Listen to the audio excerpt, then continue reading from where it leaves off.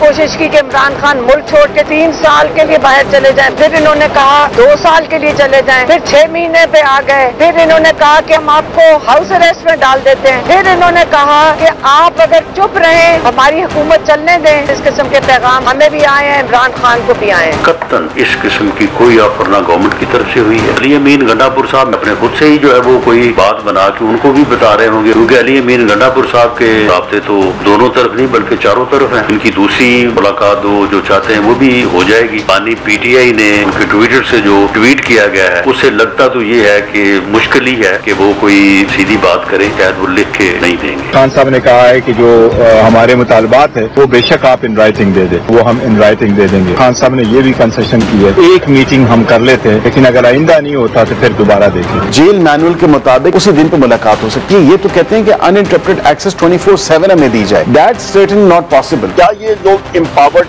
हैं कि नहीं है? नहीं है तो तब भी हमें बताएं, या है तो हमें फिर अमलन हमारी मीटिंग कराएं वज़ीर आज़म इमरान खान साहब से अनमॉनिटर्ड एनवायरनमेंट में। इमरान खान साहब से मंसूब जो ट्वीट सामने आए हैं उसके बाद मेरा ख्याल है कि ये कोई एक ला हासिल एक्सरसाइज होगी। ये मुज़ाकरात जो हैं, हसन न्याजी फौजी वर्दी को उसने एक डंडे पे टांग के उसकी इतनी तज़हीक की, उसको 10 साल कैद हो गई। हफीजुल्लाह न्याजी साहब के दिल पे और उसकी माँ के दिल पे आज क्या गुजरती होगी। सियासत की आंख में हया भी नहीं होती। हसन न्याजी साहब के लिए मुझे कोई रिलीफ नहीं चाहिए, मुझे इंसाफ चाहिए। सियासत जब झूठ बोल के लोगों को सजाएं दिलवाएगी उस सियासत में बड़ा कड़ा वक्त आ जाता है। जिनसे कुछ ताल्लुक हो उनसे तकलीफ पहुंचती है। तो अगर ये किस्सा गलत है, क्या मरियम बीबी माफी मांगेंगी? वेलकम टू न्यूज़ वाइज, मैं हूं आरिफा नूर। नाज़रीन, प्रोग्राम के पहले हिस्से में हम जिक्र करेंगे जो पाकिस्तान तहरीक इंसाफ और हुकूमत के दरमियान मुज़ाकरात हो रहे हैं। एक तो मुलाकातें तो बहुत अच्छी रहीं, बार बार हमें ये भी बताया गया कि बहुत अच्छे माहौल में हुई, मगर तब भी शायद कोई उम्मीद बहुत ज़्यादा नहीं थी और उसके बाद लगा कि जिस तरह हम एक्सपेक्ट कर रहे थे शायद मामला उसी तरफ जा रहे हैं, क्योंकि एक डेडलॉक सा आ गया। क्योंकि जो शराइत थी पाकिस्तान तहरीक इंसाफ से और जो हुकूमत की तरफ से थी वो कोई लग रहा था कि उनके दरमियान बहुत फासला ज़्यादा है। हुकूमत चाहती थी कि लिख के शराइत जो हैं या कंडीशन जो हैं वो पाकिस्तान तहरीक इंसाफ दे। पाकिस्तान तहरीक इंसाफ बार बार ये कह रही थी कि उनको मुलाकातें चाहिए इमरान खान साहब से, जब तक अनसुपरवाइज्ड मुलाकात नहीं होगी तफसील से वो बात नहीं कर पाएंगे, कैसे मामलात आगे बढ़ पाएंगे। अब फिर गुज़िश्ता रोज़ हमने इतना तो देखा कि मुलाकात हो गई और मुलाकात के बाद बैरिस्टर गौहर ने यहाँ तक कहा कि इमरान खान साहब ने उनको इजाज़त दे दी है कि वो तहरीर करके जो उनकी डिमांड्स हैं, मुतालबात हैं, वो आगे हुकूमत तक पहुँचा दे। और ये भी कहा कि जो तीसरी नशिस्त है वो ज़रूर होनी चाहिए मुज़ाकरात के लिए।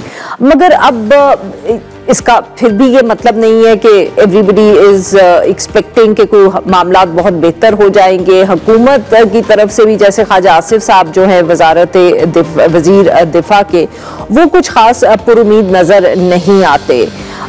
इसी तरह इरफान सिद्दीकी साहब एक तरफ कोशिश भी बहुत कर रहे हैं, मगर वो ये भी कहते हैं कि इतनी ज़्यादा जिम्मेदारी तो नहीं ले सकती हुकूमती जो कमेटी है कि हर दफ़े मुलाकात भी पाकिस्तान तहरीक इंसाफ की करवाने की वो जिम्मेदारी ले। तो ये एक तरफ तो ये सारा मामला चल रहा है और दूसरी तरफ है जो एक ये दावा आया है पाकिस्तान तहरीक इंसाफ की तरफ से कि ये ऑफर दी गई इमरान खान साहब को कि वो बनी गाला शिफ्ट हो जाए। हुकूमत ने इसको डिनाई किया है, वो कहते हैं उनकी तरफ से ऐसी कोई ऑफर नहीं आई। इमरान खान साहब के करीबी जो लोग हैं, उनकी बहन जो है अलीमा खान साहिबा, उन्होंने एक से ज़्यादा मरतबा कहा है कि ये ऑफर आई थी। फिर उन्होंने ये भी बताया कि ये अली अमीन गंडापुर साहब पैगाम लेके आए थे, जिसपे राना सनाउल्लाह साहब जो वज़ीर आज़म के मुशीर हैं, उन्होंने कहा कि हो सकता है कि ये अली अमीन गंडापुर साहब ने अपनी तरफ से कर दी हो, क्योंकि उनका राब्ता दोनों तरफ नहीं चारों तरफ है। इस सारे मामले पे बात करने के लिए आज हमारे साथ मौजूद हैं राना एहसान अफजल साहब, तर्जुमान हैं वज़ीर आज़म पाकिस्तान, और फैसल चौधरी साहब वकील हैं Pakistan Tehreek Insaf. Welcome to the show gentleman. रान साहब, अगर आप इजाज़त दें तो मैं फैसल चौधरी साहब से गुफ्तगू का आगाज़ करूंगी। जी फैसल साहब, बताइए सर कि अब आप लोग मान गए हैं राइटिंग में देने के लिए, अब आप उनको लिख के अभी से पहुंचा देंगे या ये अब मुलाकात होगी, मीटिंग होगी तो उसमें ही आप राइटिंग में देंगे? देखिए, कल जो इमरान खान साहब की हिदायत के मुताबिक गौहर खान साहब ने ये कहा है कि, और इमरान खान साहब ने कहा कि तहरीरी तौर पे आप लिख के दे दीजिए, लेकिन मुज़ाकरात को हमने मशरूत किया है जुडिशल कमीशन की तश्कील से मुतालिक, यानी अगर अगली मुलाकात में जुडिशल कमीशन के ऊपर कोई ये जो एहतमाम हुज्जत है या एक जो प्रोटेक्स है जिसके ऊपर हुकूमत डिले करना चाह रही है, वो हम लिख के दे देंगे। और जब भी वो स्पीकर साहब आई थिंक आ गए हैं या बाहर जब भी आएंगे तो वो हम फौरन उनको दे देंगे। मीटिंग में ही देंगे आप? नहीं, हम मीटिंग से पहले दे देंगे। अभी हम नो केवल हम खान साहब की हिदायत भी आ गई है, लेकिन कल रात उमर अयूब साहब की हिदायत के बाद जुमेरात वाला दिन जो आज का दिन होता है वो दोस्तों से मुलाकात का होता है, जिसमें मुज़ाकराती कमेटी की मीटिंग का कल उमर अयूब साहब ने मुझे हिदायत की तो मैंने जेल हकाम से रब्ता किया और उनसे कहा कि आप सुबह मुज़ाकराती कमेटी की मीटिंग करा दीजिए, क्योंकि मंगल वाले दिन फैमिली की मीटिंग के बाद वकला से होने वाली मीटिंग जो है वो हमने पोस्टपोन कर दी थी खान साहब की हिदायत के मुताबिक, क्योंकि उस दिन हमने ये मुलाकात की दरख्वास्त दी थी ना, उस दिन मुलाकात हो सकी। जेल हकाम से ये तय हुआ था कि आज मुलाकात की इजाज़त मिलने पर वक्त से मुतालिक इन्फॉर्म कर दिया जाएगा। ठीक है, लेकिन आज भी सारा दिन इंतजार के बाद भी मुलाकात नहीं कराएगी। तो जो मुलाकात है उससे तो ऐसा लगता है कि जो कल आपने कंसल्टेशन कर ली थी ना उनसे? नहीं, देखिए कंसल्टेशन के लिए मुलाकात करनी थी ना आपने? ये देखिए मुज़ाकराती कमेटी की मीटिंग नहीं थी, गौहर खान साहब वहाँ पे गए थे क्योंकि गौहर खान साहब तो वकील भी हैं और वहाँ पे ये बात हुई और वहाँ पे हमने ये फैसला हुआ था कि गवर्नमेंट को हम टैक्स नहीं देंगे किसी किस्म का। ठीक है। तो हमने तो देखिए पहले हमारे ऊपर ये कहा जाता था कि आप सियासतदानों को, सियासी जमातों को, जमहूरी हुकूमतों को आप एंगेज नहीं करते। जब हमने एंगेज किया है, मैं आपको बताऊं कि नून लीग के जो दोस्त हैं मुज़ाकराती कमेटी के, इसाक डार साहब, राना सनाउल्लाह साहब, इरफान सदीकी साहब या स्पीकर साहब, इन्होंने भरपूर कोशिश की है मुलाकात कराने की, लेकिन मुलाकात नहीं हो सकी। सर अगर आप अब इजाजत दें तो राना साहब को भी गुफ्तगू। राना साहब, आपने सुना कि फैसल चौधरी साहब क्या कह रहे हैं कि फिर मुलाकात नहीं हुई और आप लोगों की कोशिशों के बावजूद नहीं हुई? बिस्मिल्लाहिर्रहमानिर्रहीम। देखिए मुलाकात तो इंडिविजुअल लेवल पे हो रही है। अली अमीन गंडापुर साहब भी मिल रहे हैं और कल जो इनके चेयरमैन है PTI के बैरिस्टर गौहर साहब वो भी मिले हैं और दीगर लोग भी मिल रहे हैं। तो ये दुरुस्त है कि सर तो फैसल चौधरी साहब की आपने बात नहीं सुनी? वो कह रहे हैं आज मुलाकात होनी थी, वो नहीं हुई। मैं वही कह रहा हूँ कि एज ए कमेटी जो इनकी डिमांड है कि एज ए कमेटी मुलाकात हो। 8 अरकान है गालिबन कमेटी के वो 8 लोग जाके मिले, तो उसकी वजह जो है वो बयान हो चुकी है कि जेल मैनुअल जो है इस तरह की मुलाकात की इजाजत नहीं देता। अब डेफिनेटली क्योंकि जो कमेटी मेंबरान हैं उन्होंने कमिट किया था कि वो इस तरह की एक्सेस देंगे, वो अनमॉनिटर्ड होगी या क्या होगी, तो इन चीज़ों को मेरे ख्याल से प्रोसेस किया जा रहा है। पंजाब हुकूमत के पास ये प्रेरोगेटिव है, तो ये चीज़ जल्द मेरे ख्याल से कंक्लूड हो जाएगी। लेकिन बहरहाल अगर मुज़ाकरात की बात करें तो गवर्नमेंट उसके ऊपर बड़ी सीरियस है और हमने कहा था कि आप तहरीरी तौर पर लिख के ले आए। सर आप इतने संजीदा हैं कि आप पंजाब हुकूमत आपको अंडरमाइन कर रही है मुलाकात ना करवा के, और आप लोग कुछ कर भी नहीं पाते उसके बारे में? अंडरमाइन मुझे तो आपकी बात से यही समझ आया। नहीं, अंडरमाइन नहीं करी। जेल रूल्स हैं और उन रूल्स को रद्द करके ऑल ऑफ अ सडन उसका भी तरीका कार कोई होगा, लीगल प्रोसेस होगा कि आप वेवर लें और एक जो है वो एक्सेस शेड्यूल में मुलाकात की इजाजत नहीं है। जी मुझे तो यही समझ आया। राना साहब माजरत के साथ, सॉरी आपकी बात कता कलामी हो रही है। सर ऐसी किसी मुलाकात का तकाजा नहीं हम कर रहे जो कि आए कानून में के मुताबिक नहीं हो सकती, और जेल मैनुअल में ये गालिबन किसी ने गलत फीड किया है। आप जेल रूल्स हैं 1978 के प्रिजन रूल्स, आप वो काइंडली पढ़ लीजिएगा। रेलेवेंट रूल्स भी मैं आपको आरफा साहब को भिजवा दूंगा। उसमें किसी किस्म की मुलाकात पे इस किस्म की पाबंदी नहीं है जिस तरह की आज ये एक बात आई है।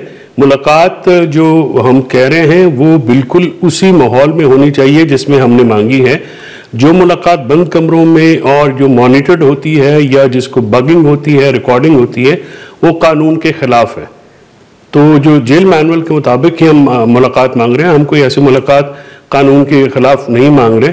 तो ये गालिबन कोई गलत किसी ने फीड किया है। हम तो वही मांग रहे हैं जो कि कानून के मुताबिक है। जी राना साहब, कानून के मुताबिक तो मुलाकात हो रही है ना, वो तो कानून के मुताबिक इंडिविजुअल जो लोग हैं वो मिल रहे हैं और मुलाकातें जारी हो रही है। देखो नहीं, एक मिनट मुझे जरा जवाब दे देने दे।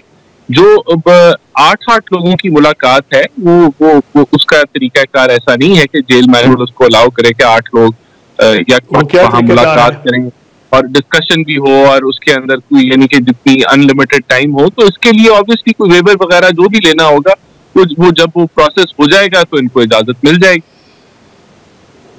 अच्छा, तो रान साहब आप एक कह रहे हैं कि sir there is a limit on the number of people जो मुलाकात कर सकते हैं, और जिस तरह की मुलाकात पाकिस्तान तहरीक-ए-इंसाफ कह रही है वो आप कह रहे हैं कि उसके लिए वेवर लेना पड़ेगा पंजाब हुकूमत से।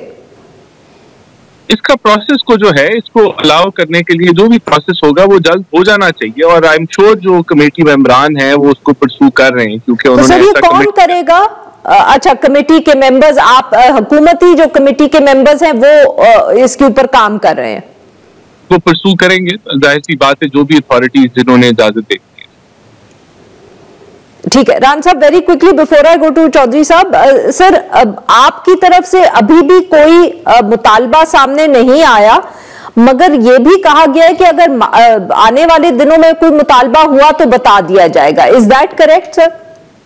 देखिए, हम लोगों ने तो पहले दिन से हम कह रहे हैं कि जब ये तहरीरी तौर पे लिख के देंगे तो फिर उसके बाद जो कमेटी है वो उसका जवाब भी देगी और कोई अगर हमारी तरफ से मुतालबात आने हुए तो वो भी आ जाएंगे। और उसके ऊपर इरफान सिद्दीकी साहब ने कहा है कि हमारे जो मुतालबात होंगे वो मुल्की नौयत के होंगे, वो ब्रॉडर पर्सपेक्टिव के होंगे, माशी हो सकते हैं, वो एहतजाज और धरनों से के बारे में हो सकते हैं, वो सिक्योरिटी सिचुएशन के बारे में हो सकते हैं। तो वो फिर उसके ऊपर जब वो ये एक दफा तीसरी नशिस्त होती है तो फिर ये चीजें जो है वो प्रोसेस में आएंगी। सही, बिल्कुल सही। जी नाज़रीन, यहाँ पे लेते हैं break, we'll be right back और फिर हम अपने मेहमानों से गुफ्तगू जारी रखेंगे।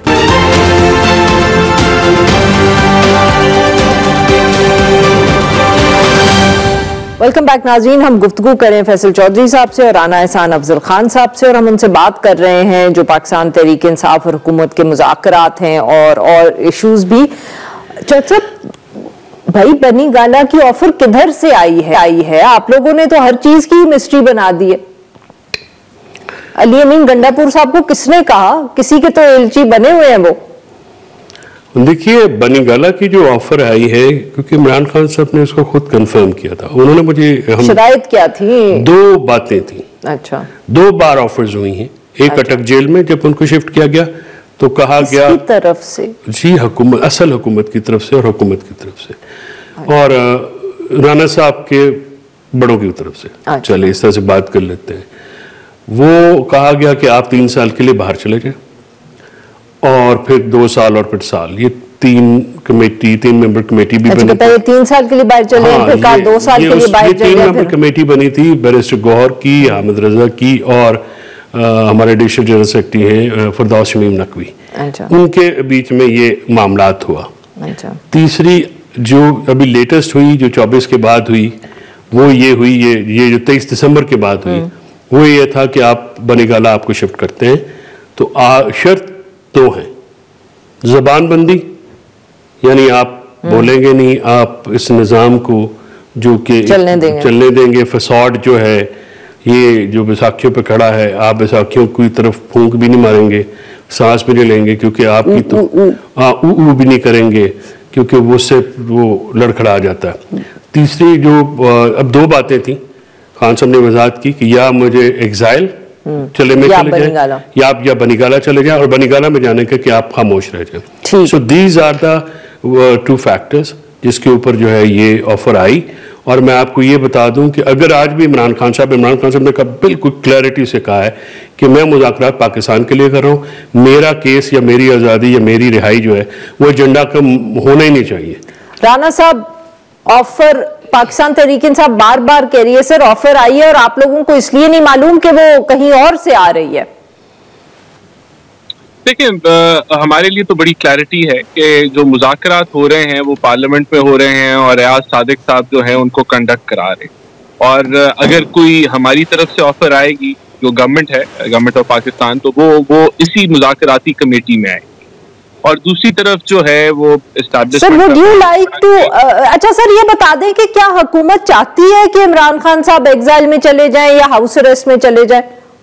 देखिए, हुकूमत ने तो ऐसी कोई ना ऑफर की है और ना हम चाहते हैं, ना हमने कोई ऐसी ऑफर की है। ये तो अभी मुज़ाकरात शुरू ही नहीं हुए। हमारी तरफ से तो जो है, जो भी मामलात हैं वो आगे लाए जाएंगे। तो ये तो कहना, ये हमारी तो कोई इस तरह की ना ऑफर है, ना हमारी कोई पोजीशन है इस तरह की। ये इनके मफरूजे हैं और इनका मौक़िफ़ है, लेकिन वो हमारी तरफ से तस्दीक शुदा नहीं है और हमारे पास ऐसी कोई इंफॉर्मेशन भी नहीं। बिल्कुल सही। फैसल चौधरी साहब, सर मरियम नवाज साहिबा ने भी गुज़िश्ता रोज हसन न्याजी के हवाले से बात की। Does anybody have the details कि उनको किस चीज की सजा मिली है जो 10 साल की कन्विक्शन है?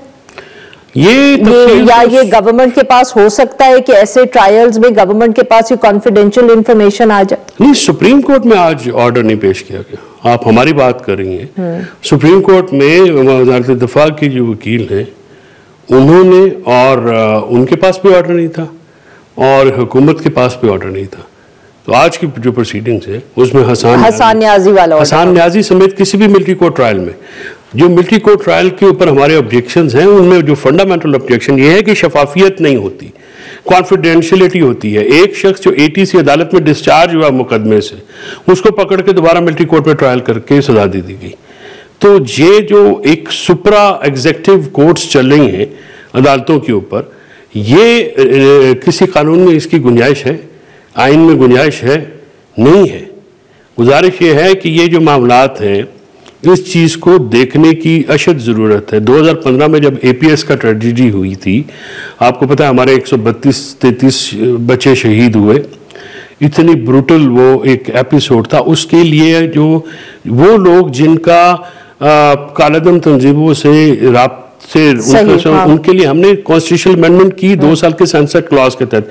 ये इतना सेंसिटिव इशू है कि आप सिविलियंस का ट्रायल करते हुए, कोर्ट मार्शल जो है वो तो यूनिफॉर्म्ड ऑफिसर्स के लिए होता है ना जी, ये जो सिविलियंस का आप ट्रायल करते हैं, सही है। तो उसमें शफाफियत, इसे आप मुझे ये बताएं, मैं आपको हल्फन कह सकता हूँ बिला खौफ तरदीद कि राना साहब समेत हुकूमत के किसी वजीर, मुशीर, MNA को ये नहीं पता होगा कि किन एलिगेशंस के तहत ट्रायल हुआ, ट्रायल क्या हुआ और सजा किन बुनियाद पे हुई। राना साहब, सर यही इशू कि मरियम नवाज साहिबा ने जो ये बात की तकरीर में, क्या उन्होंने ये सारी कोई तफसील देखी हुई है कि हसन न्याजी को किस चीज पे सजा हुई? क्योंकि वो कह रही है 10 साल की सजा इस पे हुई कि उसने वर्दी की तज़हीक की।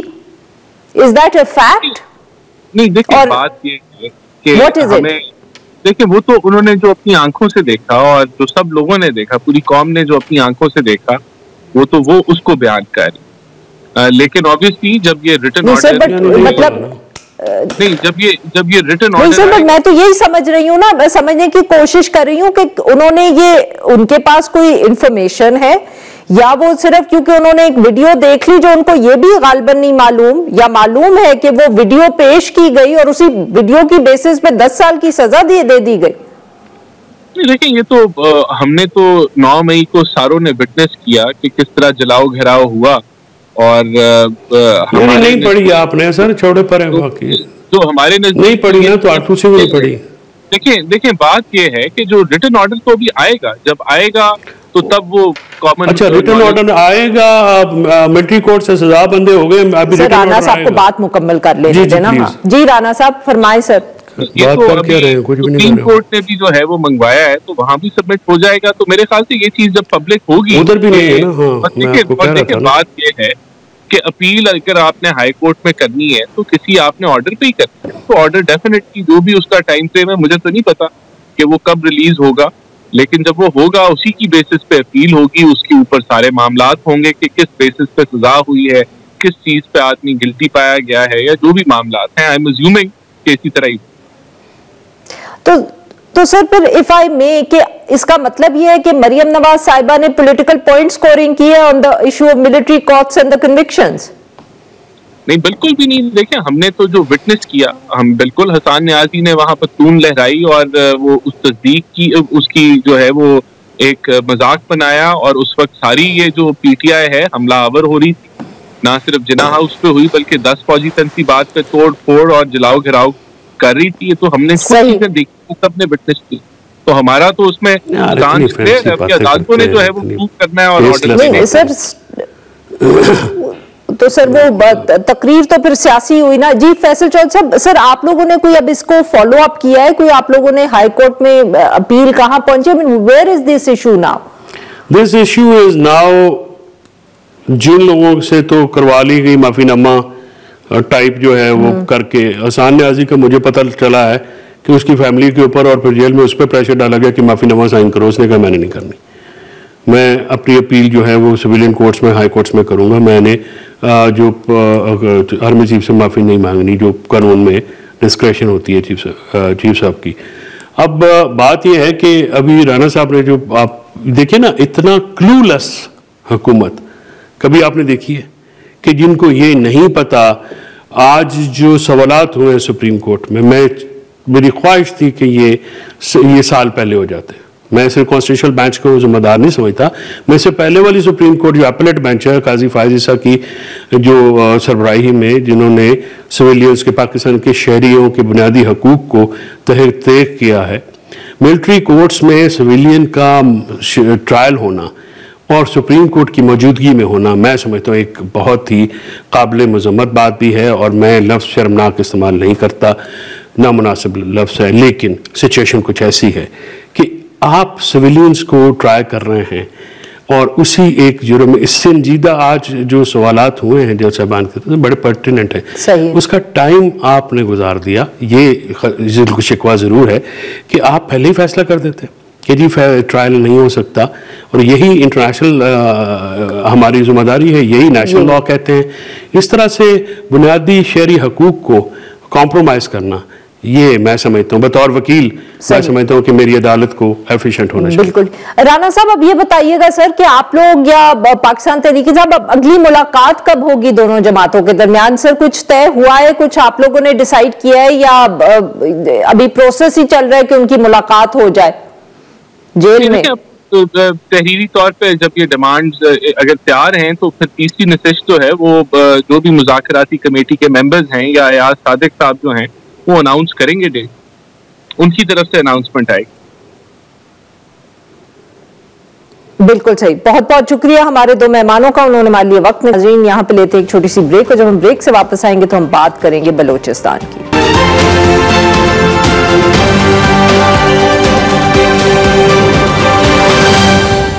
वेलकम बैक नाज़रीन। प्रोग्राम के इस हिस्से में हम जिक्र करेंगे जो सिक्योरिटी सूरत हाल है पाकिस्तान में। वक्तन फ़वक्तन हम इस पर बात करते रहते हैं। गुज़िश्ता रोज़ भी हमने तफसील से कुर्रम में जो सूरत हाल है उस पर बात की। अब ओवरऑल खैबर पख्तूनख्वा और बलूचिस्तान में जो इस वक्त सिचुएशन है उस पर बात करेंगे।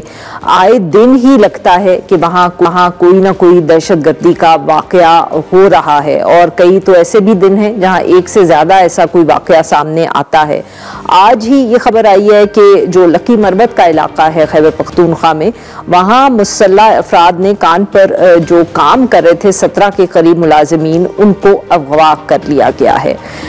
अब बताया जा रहा है कि ऑपरेशन की रिहाई के लिए जारी है। इससे पहले गुज़िश्ता रोज जब हम कुर्रम पे गुफ्तगू कर रहे थे तो खुजदार के एक ज़िला में जो बाजार था मरकजी, उसके ऊपर मुसल्लह अफराद ने हमला कर दिया। वहाँ जो कोई हम कह सकते हैं गवर्नमेंट की इंस्टॉलेशन थी, नादरा का दफ्तर, लवीज का ऑफिस, उन सबको आग भी लगाई और उन्होंने बाकायदा उस इलाके को टेक ओवर कर लिया। वहाँ अपनी चेक पोस्ट वगैरह भी बनाई। ये भी वाक़या हुआ। इसकी जिम्मेदारी BLA ने कबूल की है। इससे पहले तकरीबन हफ्ते के रोज़ तुर्बत में एक मुसाफिर बस से बारूद से भरी एक गाड़ी टकराई, उधर 6 अफराद जो हैं वो जाँ बहक हुए, 50 के करीब जख्मी हुए। इसकी जिम्मेदारी भी BLA ने ली। अक्टूबर में कुछ वाक़यात ऐसे, माफ़ करिएगा, कुछ वाक़यात ऐसे भी होते हैं कि वो हो जाते हैं और क्योंकि शायद वो मैग्नीट्यूड में इतने नहीं होते कि लोगों को याद ही नहीं रहते। अक्टूबर में जो बलूचिस्तान के ज़िला कलात से 3 कश्मीरी मजदूर जो हैं वो अगवा किए गए थे और फिर एक की लाश भी मिली थी और ये हुकूमत ने कंफर्म की थी। बाकी 2 अभी भी गायब हैं। इससे पहले कोई तकरीबन 6-7 महीने पहले एक और जगह से, पिकनिक पॉइंट से अगवा हो गए थे लोग, जिनका अभी तक कोई हमें मालूम नहीं हुआ। किला सैफुल्ला से भी आज इत्ला आई है कि 2 लोगों को अगवा कर लिया गया है। ये सारे इश्यूज हैं, खैबर पख्तूनख्वा के भी वाक़यात हैं। इन पे बात करने के लिए आज हमारे साथ मौजूद हैं राना साहब, सीनियर तज्जियाकार हैं, बहुत गहरी नज़र रखते हैं सिक्योरिटी अफेयर्स पे। एहसानुल्लाह टीपू साहब हैं, डायरेक्टर न्यूज़ हैं खुरासान डायरी के। इन दोनों से गुफ्तगू करने से पहले हम बात करेंगे अब्दुल्ला ज़ैरी साहब से, ब्यूरो चीफ हैं, क्वेटा से हमें ज्वाइन कर रहे हैं इन वाक़यात पे। जी ज़ैरी साहब, बताइएगा कि ये जो शुरू अगर हम करें, जो गुज़िश्ता रोज़ का वाक़या है, क्या अपडेट है उस पे, जो उन्होंने पूरे बाजार को टेक ओवर कर लिया था?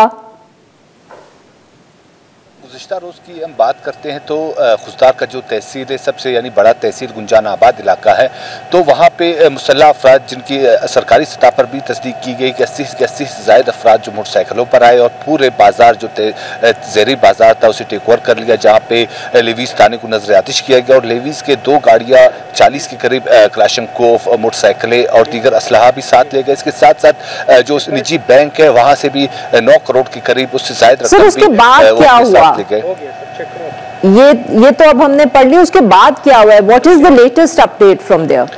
उसके बाद की अगर हम बात करते हैं तो जैसे ही वाकया हुआ तो वाकया सुबह सवेरे मुसल्लह अफराद ज़ेरी बाजार पहुंचे, जहां पे उन्होंने मुकम्मल टेक ओवर किया।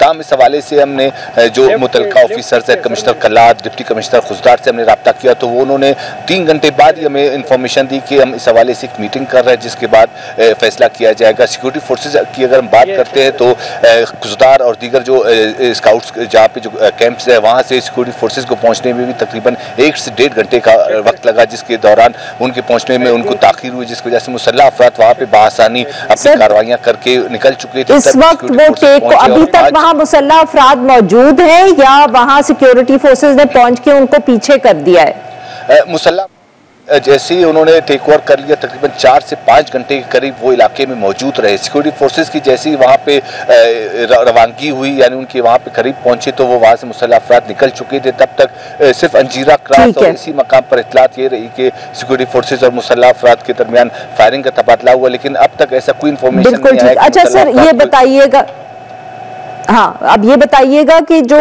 3 कश्मीरी मजदूर थे जिनमें से एक की लाश मिली थी, उस पर कोई अपडेट है? उस हवाले से उनकी सिर्फ ये बताया जा रहा है कि सिक्योरिटी फोर्सेज इस हवाले से मसरूफ़ है। जो वहाँ पे मुसल्लह अफराद की कैंप्स है, कलात डिस्ट्रिक्ट और जो खुजदार डिस्ट्रिक्ट के पहाड़ी सिलसिले है, वहाँ पे सिक्योरिटी फोर्सेज की जानिब से उनको रेस्क्यू करने के लिए ऑपरेशन किया जाएगा, लेकिन अब तक कोई ऐसा ऑपरेशन हमें नज़र नहीं आ रहा। अगर गुज़िश्ता रोज़ की हम बात करते हैं तो गुज़िश्ता रोज़ वाक़े के बाद ही सिक्योरिटी फोर्सेज ने वहाँ पर कार्रवाई की, पूरे इलाके को घेरे में लेकर सर्च ऑपरेशन का आगाज़ किया और सुबह तक आज हेलीकॉप्टर्स वहाँ पर गश्त कर रहे थे, लेकिन अब तक सिक्योरिटी फोर्सेज को हवाले से कोई क्लू नहीं मिला। अगर हम 2024 की बात करते हैं तो सबसे पहले जो बड़ा वाकया वो मच शहर में वाकया नहीं सर, और मुझे बताएं कि वो जो पिकनिक पॉइंट से गायब हुए थे पिकनिकर्स, क्या उनके ऊपर कोई प्रोग्रेस हुई है? उसके ऊपर कोई अपडेट है? पिकनिक पॉइंट पे जून 2024 को मुसल्लह अफराद ने वहाँ पे इसी तरह टेक ओवर किया। 20 से करीब अफराद को उसी टाइम उन्होंने अपनी तहवील मिल गया। शनाख्ती कार्ड चेक करने के बाद इब्तदाई तौर पर जो 10 अफराद को ले गए थे उनमें से 13 अफराद को छोड़ दिया गया। तमाम 7 अफराद जो आज तक 6 माह से ज़ायद का अरसा गुजर चुका है, उनको बाजियाबी के लिए हमने ये भी नहीं देखा कि सिक्योरिटी फोर्सेज की जानिब से शाबान या दीगर इलाकों में कोई ऑपरेशन किया गया। उसके बाद ही इस वाक़े के बाद ही हम बात देखते हैं तो अरनाई और दुक्की का इलाका है जो इसी शाबान से मुत्तसिल इलाका है, वहाँ पे मुसल्लह अफराद की जानिब से कोयला कानों पर हमला किया गया, जहाँ पे 20 अफराद जो कानकुन थे वो मारे गए। सर आपने हमारे लिए वक्त निकाला। जी आमिर राना साहब, टू द शो सर, आपने गुफ्तगू सुनी। वी जस्ट थॉट के बलूचिस्तान में इतने वाकयात होते हैं उनके ऊपर फिर हम जिसको कहते हैं ना फॉलो अप ही नहीं करते। तो आज जरा मालूम करें कि एक जो वाकया जो कवर कर लिया उसके बाद उसके ऊपर कोई अच्छी खबर हो, बुरी खबर हो, कोई खबर ना हो। बट सर ओवरऑल आप कैसे देख रहे हैं सिक्योरिटी सिचुएशन को? देखिए, बलोचिस्तान की सिक्योरिटी सिचुएशन बहुत खराब है, इसके ऊपर तो कोई दो राय नहीं है। और देखिए, जहां तक केपी का है वहां पे एक कॉन्फ्लिक्ट कन्फाइन है सदर्न डिस्ट्रिक्ट्स में, या थोड़ा सा वो उसकी आउटरीच बढ़ती है। और अभी कुरम के अंदर वो एक बन गया, लेकिन बलोचिस्तान में ओवरऑल सूरत हाल बहुत खराब है। और इसलिए हम कह रहे हैं कि इसको प्रायोरिटी के ऊपर इसको देखना चाहिए। और ये जो अभी आपने कलात का वाकया के बताया, और आपको पता है कि कलात की जियोग्राफी क्या है, और ये बिल्कुल हाईवे के ऊपर है। और BLA का जो करीब हाईवेज के करीब आके हमले करना और मुसलसल और कुछ जगहों पे कंट्रोल करना, ये बहुत ही तशवीशनाक बात है। क्योंकि अभी तक पिछले कोई 15-20 साल से जो हमारी सिक्योरिटी फोर्सेस को एज रहा है कि कम से कम मेन हाईवेज और जो डिस्ट्रिक्ट्स की भी हाईवेज है उसके ऊपर सिक्योरिटी फोर्सेस का हमेशा से कंट्रोल रहा है। और कभी भी किसी इंसर्जेंट्स या टेररिस्ट को जरूरत नहीं हुई या नहीं आए तो इन जगहों के ऊपर। तो अभी ये इस कॉन्टेक्स्ट के अंदर बड़ी और होल्ड करना इलाके को, और ये उससे भी डेंजरस है क्योंकि TTP जो है वो उसका पूरा टैबलेट जो है तालिबान का है, वो शाम को रात को निकलते हैं। लेकिन बलूचिस्तान के अंदर सूरत हाल मेरा ख्याल है कि खासी मुख्तलिफ होती जा रही है और बड़ी सीरियस होती जा रही है। बिल्कुल ठीक सर, होल्ड करना बिल्कुल सही। एहसानुल्लाह टीपू साहब, सर आपने सुनी गालिबन आमिर आमना साहब की बात, वो उनके ख्याल में बलूचिस्तान में सूरत हाल ज्यादा खराब है, पर जहां से हम बैठे हैं तो सर हमें तो खैबर पख्तूनख्वा में भी सिचुएशन अच्छी नहीं लग रही। आप किस तरह देख रहे हैं दोनों सूबों को? बिल्कुल, जो दो सूबे हैं यानी बलूचिस्तान और खैबर पख्तूनख्वा, तो वहाँ पे जो लैंड ऑर्डर सिचुएशन है, ओवरऑल सिक्योरिटी सिचुएशन है, तो वो बहुत यानी खराब है। और दिन ब दिन हम ऐसे वो मामला वहाँ पे देख रहे हैं कि जो मिलिटेंट ग्रुप है उनकी तरफ से वो नए स्ट्रेटेजी के साथ सामने आ रहे हैं। अब जिस तरह ये BLA की तरफ से या जो बलोच मिलिटेंट है उनकी तरफ से वो निकल आए और उन्होंने कुछ सरकारी जो ऑफिसर्स है उनको आग लगा दी। और आज जो लकी मरवत में एक वाक़या हुआ कि 16 के करीब यानी एनर्जी इंस्टॉलेशन के लोग थे यानी वर्कर्स थे, तो उनको अगवा किया गया। तो ये जो है मेरे ख्याल में जो रियासत है वो अभी भी मिलिटेंसी का जो इशू है तो वो उसी तरीके से डील करिए जिस तरीके से वो 2010 या 2010 से पहले या उसके बाद। हालांकि जो मिलिटेंसी है तो बहुत ज्यादा हद तक आप कह लें कि सोफिस्टिकेटेड हो चुकी है, इवॉल्व हो चुकी है। अब यानी इससे पहले भी हमने BLA की तरफ से हमले देखे थे 24-25 अगस्त की रात को पिछले साल, कि उन्होंने जो मल्टीपल वहाँ पे यानी है एंट्री पॉइंट बलूचिस्तान उन्होंने वो ब्लॉक किए थे और वहाँ पे लोगों को भी मारा था, बसों से भी उतारा था। तो ये एक तरह से यानी उनकी तरफ से एक तो एक्चुअल हमले भी हो रहे हैं, लेकिन ये जो कल का वाकया है कि वो एक इलाके में निकल आए और उन्होंने सरकारी मकामात को आग लगा दी, तो वो ज्यादातर एक साइकोलॉजिकल भी वो शो करना चाह रहे हैं कि हमारी प्रेजेंस है यहाँ पे और हम किसी वक्त भी आ सकते हैं और इलाके का कंट्रोल संभाल सकते हैं।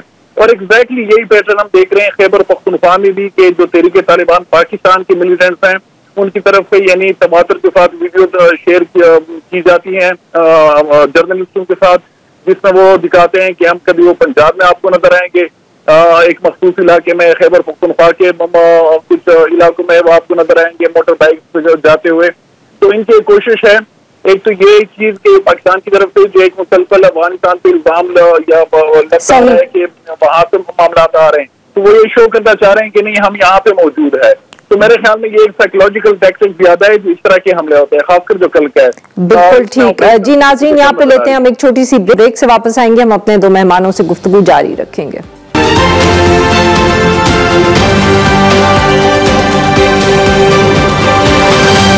वेलकम बैक नाज़रीन, हम गुफ्तगू करें आमिर राना साहब से और एहसानुल्लाह टीपू साहब से और हम उनसे बात करें सिक्योरिटी सिचुएशन पे। अब आमिर राना साहब, ये बार बार जब भी हम आपसे या एहसानुल्लाह साहब सबसे गुफ्तगू करते हैं यही हमें सुनने को मिलता है कि मिलिटेंट्स के टैक्टिक्स तब्दील हो गए हैं, सिचुएशन खराब है, सिक्योरिटी फोर्सेस ने शायद अभी तक they have not caught up. Sir what does it mean, कुछ एक्सप्लेन करें कि यहाँ सिक्योरिटी फोर्सेस को क्या करने की जरूरत है? देखिए, करना तो एक ऑपरेशन चाहिए बड़ा, लेकिन उसके बहुत सारी कंस्ट्रेंट्स हैं। केपी के अंदर जो लोग हैं उनकी मेन लीडरशिप और मंसूबा साज जो है वो तो है अफगानिस्तान में, और उनके जो यहाँ पे एग्जीक्यूट करते हैं टेररिस्ट अटैक वो पाकिस्तान में है। यकीनन उनके नेटवर्क इधर है कि बलूचिस्तान के अंदर ऑपरेशन पॉसिबल नहीं है, क्योंकि उसके एक पॉलिटिकल कॉस्ट है और उसकी वैसे भी फाइनेंशियल कॉस्ट भी बहुत ज्यादा है। तो ये कंस्ट्रेंट बढ़ती जा रही है और रियासत का एक ही मसला नजर आ रहा है कि वो सॉफ्ट अप्रोचेस के बजाय जो है वो अप्लाई नहीं कर रही, और उसको बाकी जो मिलिट्री स्ट्रेटजी है उसके लिए उसके पास इतने वसाइल और उसकी पॉलिटिकल कॉस्ट अफोर्ड करने का नहीं कर सकती वो। तो ये खासी पेचीदा सूरत हाल है उनके लिए। बेशक आपने अज़्म इस्तेहकाम जो है लॉन्च किया चाइना के कहने के ऊपर, आपने कहा कि हम बलोचिस्तान में ऑपरेशन करेंगे, लेकिन उनकी नोयत वही है जिसको आप इंटेलिजेंस बेस्ड ऑपरेशन कहते हैं, सर्च बेस्ड ऑपरेशन कह देते हैं, उससे ज्यादा नहीं बढ़ पा रहे। तो उसमें बलोचिस्तान में तो बहुत जरूरी है, पॉलिटिकल प्रोसेस को बार बार कह रहे हैं, लेकिन ये रियासत उसकी तरफ भी नहीं जा रही और फुल फ्लेज ऑपरेशन की तरफ भी नहीं जा रही। और केपी के अंदर ये है कि चूंकि ये मामला अफगानिस्तान से ज्यादा जुड़ा हुआ है बलूचिस्तान के निस्बत, तो आपने सिर्फ एक ही पॉलिसी और सिर्फ आप हकानी नेटवर्क के ऊपर जो है निसार कर रहे हैं, बजाय इसके कि तालिबान के अंदर जो एंटी टीटीपी जो ग्रुप है उनके साथ भी रवाबित रखे। तो वो खासी पेचीदा सी सूरत हाल बन गई है, उनके पास चॉइसेस बड़ी महदूद होती जा रही है रियासती इदारों के पास। एहसानुल्लाह टीपू साहब, सर आप इत्तेफाक करेंगे आमिर राना साहब की असेसमेंट के साथ, और would you like to add something to it? हाँ बिल्कुल, राना साहब ने बिल्कुल अच्छी तरीके से उसको वो एक्सप्लेन किया, लेकिन यहाँ पे यानी गवर्नमेंट की सतह पे या सिक्योरिटी फोर्सेस की सतह पे यानी सिर्फ इंटरनल जो सिक्योरिटी है उस पर बहुत ज्यादा फोकस देना होगा, क्योंकि ये जब लोग हैं चाहे बलूचिस्तान में हो चाहे वो खैबर पख्तूनख्वा में, और खासकर जो जनूबी खैबर पख्तूनख्वा है, तो वहाँ पे उनकी जो प्रेजेंस है वो बहुत ज्यादा हो गई है। आप लोकली किसी भी पूछ लें, चाहे वो जर्नलिस्ट हो चाहे वहाँ पे लोकल ऑफिशियल्स हो, तो वो इस चीज को वो यानी एडमिट करते हैं कि इनकी मूवमेंट्स वगैरह, इनकी यानी जो इन्फ्लक्स है इलाके में वो बहुत ज्यादा हो गई है। तो एक तो इंटरनल सिक्योरिटी जो है वो बहुत ज्यादा जरूरी है। बॉर्डर पे यानी हमें बताया गया था कई मौकों पे कि वहाँ पे बॉर्डर फेंसिंग हुई है और वो जो क्रिस क्रॉसिंग होती थी मिलिटेंट्स की उसको हम रोकने की कोशिश कर रहे हैं, लेकिन ऐसा वो चीज भी कामयाब नहीं हो रही। अफगानिस्तान के हवाले से पाकिस्तान के जो कुछ कंसर्न है वो बिल्कुल जस्टिफाइड है, वहाँ पे यानी उनको सपोर्ट मिल रही है, चाहे वो टीटीपी हो, बल्कि अब तो कुछ ऐसी इतलात भी आ रही हैं कि बलोच जो मिलिटेंट्स हैं जो कि अनप्रेसिडेंटेड है कि उनको भी वहाँ से किसी न किसी सतह पे यानी सपोर्ट मिल रही है अफगानिस्तान से। तो ये जो है वहाँ पे ये इस इशू को टेकअप करना पड़ेगा और वो जरा सीरियस तरीके से, ये ना कि एक और कोई प्रोसेस शुरू हो, क्योंकि जब सादिक खान साहब की अपॉइंटमेंट हुई तो दोबारा से वो एक यहाँ पे रूमर चलना शुरू होगी इस्लामाबाद में कि हो सकता है टीटीपी के इशू पे गवर्नमेंट टू गवर्नमेंट की सतह पे दोबारा से मुज़ाकरात शुरू हो। तो ये ना कि पिछली दफा भी एक सिलसिला शुरू था तो वो पॉलिटिकल यहाँ पे जो एक चीजें होती हैं उसकी वजह से उसको डिरेल और करना पड़ा।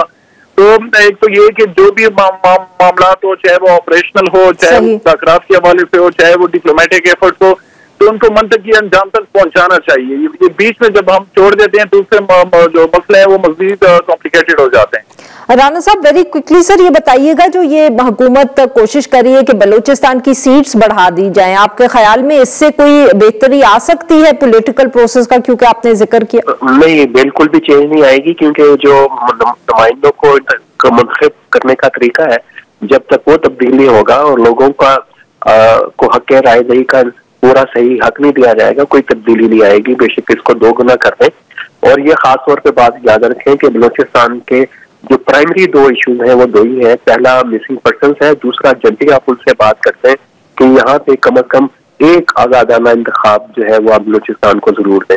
तो उसमें आप उस कॉन्टेक्स्ट में देख सकते हैं, अगर इलेक्शन जैसे पहले हो रहे हैं मुसलसल 2 दहाइयों से, और पिछले 2 इलेक्शन तो बहुत ही ज्यादा वहाँ पे खराब हुए, अगर ये चलता रहा तो 100,000 सीट भी करते हैं तो बलूचिस्तान में कोई फर्क नहीं पड़ने वाला। बहुत बहुत शुक्रिया हमारे 2 मेहमानों का, उन्होंने हमारे लिए वक्त निकाला। आज के लिए बस इतना ही। We'll be back on Monday now.